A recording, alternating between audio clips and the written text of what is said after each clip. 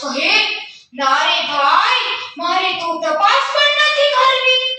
વાંદરો કહે, ચાલો તો ખરા, ત્યાં તો શિયાળ શિયાળી અને બચ્ચા જ છે.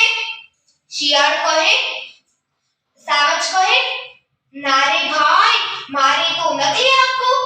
વાંદરો કહે, અરે એમાં બીવા જેવું કશું નથી. તમને ખાતરી ન થતી હોય તો આ